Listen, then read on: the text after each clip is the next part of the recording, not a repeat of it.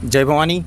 Exam junction तक study YouTube channel पे सभी का स्वागत है। आज की बड़ी खबर में चर्चा की जाएगी यूपी ट्रिपल एससी की डेट लतीफ़ी, उत्तर प्रदेश लोक सेवा आयोग की डेट लतीफ़ी। पेपरों में आजकल सिर्फ एक चीज़ देखने को मिला, पेपर लीक प्रकरण रोकने के लिए सरकार पूरी कोशिश कर रही है, आयोग पूरी कोशिश कर रहे हैं। इसका प्रतियोगी छात्र बहुत स्वागत करते हैं, लेकिन कभी आयोग और सरकार ने ये सोचा कि जो भर्ती प्रक्रिया 3-3 साल 4-4 साल से लटकी हुई है, क्या वो एक प्रकार से भ्रष्टाचार नहीं है?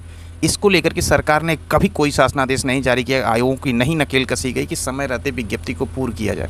यूपी ट्रिपल एससी से आए दिन जो है 3-3 4-4 साल की भर्ती लटकी हुई है। उत्तर प्रदेश लोक सेवा आयोग में 1.5 2-2 साल से अध्याचन पड़े हुए हैं, लेकिन उसकी कोई सुध नहीं ले रहा है। प्रतियोगी छात्रों को दर्द तो यहाँ है। पेपर लीक को लेकर के जब प्रकरण सामने आया तब सरकार की आंख खुली, उसके पहले नहीं ध्यान दे रही थी। सरकार की आंख इसको लेकर के तो कभी नहीं खुलेगी कि आयोग समय से काम करें, क्योंकि आयोग को इनपुट देना तो आयोग जो इनपुट दे देगा सरकार को कि हाँ सब कुछ सही है।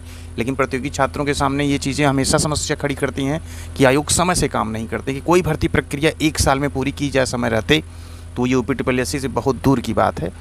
आप देख रहे हैं एग्जाम जंक्शन तक स्टडी यूट्यूब चैनल। इस प्रकार की खबरों पर चर्चा की जाएगी आज की बड़ी खबर में, साथ ही साथ कुछ और रिजल्ट के बारे में बताया जाएगा कब तक आ सकता है यूपी ट्रिपल एससी से समय से भर्ती कब करेंगे आयोग। तो चलिए वीडियो को शुरू करते हैं बिना वक्त को जाएगी। अगर चैनल पे पहली विजिट करें तो चैनल को लाइक शेयर सब्सक्राइब करें, साथ ही साथ बेल आइकन को भी प्रेस करें।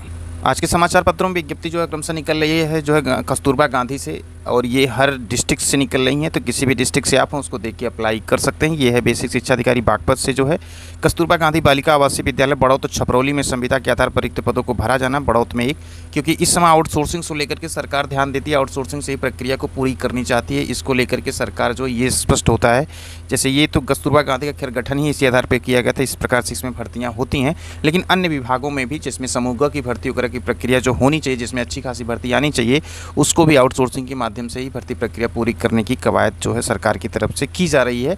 तो उस भर्ती प्रक्रिया को इसीलिए आने की संभावनाएं कम हैं।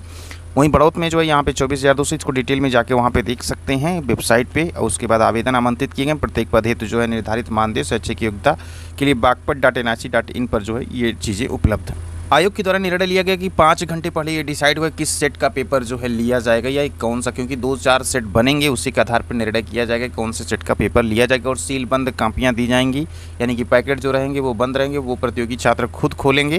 क्योंकि पहले जो था ये पैकेट एक इंडिविजुअल करके पहले भी आते थे, MPPCS में भी देखे होंगे, राजस्थान में भी देखे होंगे, अदर स्टेटों में देखे होंगे कि ये पेपर सील करके जो है पहले भी आते थे, उसको पॉलीथीन जो सील का बच्चे काटते थे, उसके बाद जो एग्ज़ाम देते थे। तो ये चीज़ें भी करने की कवायद जो अब आयोग कर रहा है, उत्तर प्रदेश लोक सेवा आयोग ने यह निर्णय लिया है। तो इस निर्णय में कहाँ तक सक्सेस होती है तो आने वाला समय बताएगा, लेकिन कोशिशें जो हैं बहुत अच्छी की जा रही हैं। प्रतियोगी छात्रों कम से कम इससे तो निजात मिलेगी कि पेपर लीक की वजह से उनका भविष्य जो है चौपट नहीं होगा, क्योंकि इस प्रकार की बहुत सी धांधली नजर आई।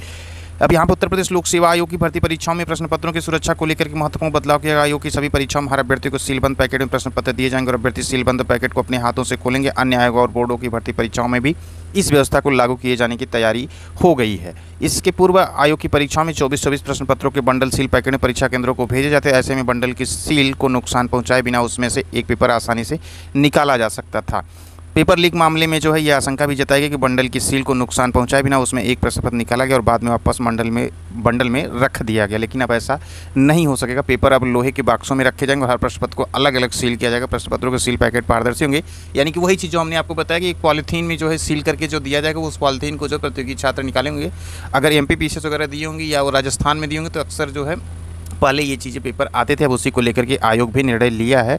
कुल मिला के ये भी निर्णय ठीक है। इस प्रकार से भी पेपर जो है कम जो है लीक होने की घटनाएं हो सकती हैं। मेन चीज़ लीक होने का होता अंदर से, जब तक अधिकारी वर्ग इसमें सम्मिलित नहीं होगा, किसी की हिम्मत नहीं कि पेपर को लीक करा ले, क्योंकि इतनी चाक चौबंद व्यवस्था की जाती है। लेकिन जब अंदर से ही लो फॉल हो जाएगा तो पेपर को कहाँ से कोई रोक पाएगा। तो कुल मिला के जितनी सारी प्रक्रियाएं की जा रही, इसके साथ ही साथ ये भी ध्यान दें कि उन कर्मचारियों पर तत्काल जो है कार्रवाई भी की जाए कि जो इस जद में आते हैं, जो इस प्रकार की कृत्य में जो है शामिल होते हैं। ऐसा अगर निर्णय शासन के स्तर से लिया जाता है, उनके लिए कठोर कार्रवाई की जाती है, तो जाके जो है ये बहुत हद तक जो है काबू पाया जा सकता है इस पे।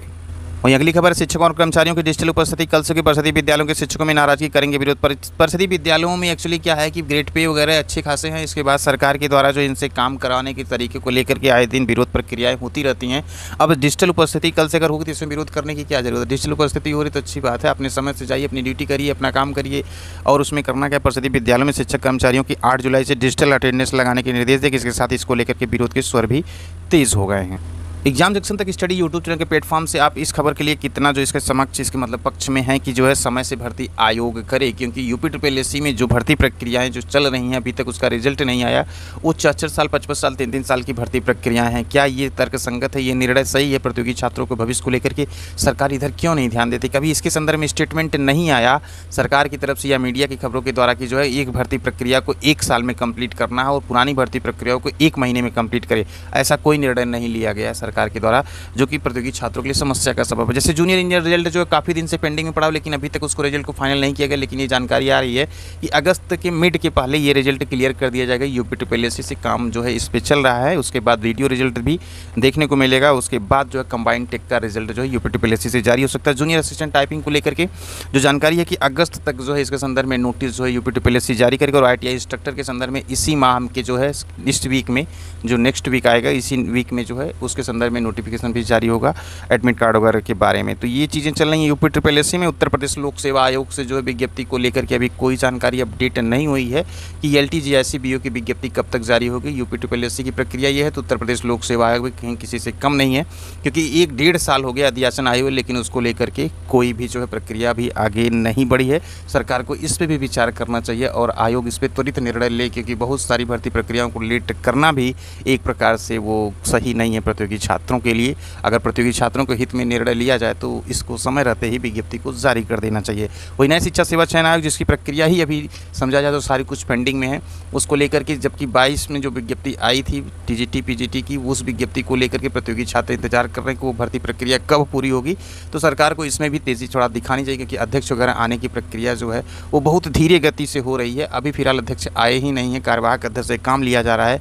तो भर्ती प्रक्रियाओं में तेज़ी लाने के लिए सरकार को इस पर भी एक कमेटी गठित करनी चाहिए। एक अलग से विभाग मंत्रालय अगर बना दिया जाए कि परीक्षाओं को लेकर के शुचिता और आयोग की जो है उससे सब जगह से जो है वहाँ पे रिपोर्टिंग हो, तो शायद प्रतियोगी छात्रों के लिए अच्छा निर्णय होगा। इस प्रकार की कवायद सरकार को करना चाहिए। इस विचार से आप कितना सहमत है कमेंट सेक्शन के माध्यम से बताइएगा। इसी के साथ जो इस वीडियो को यहीं पे करते हैं समाप्त। आप देख रहे थे एग्जाम जंक्शन तक स्टडी यूट्यूब चैनल पर बड़ी खबर हर सुबह आपको देखने को मिलती है।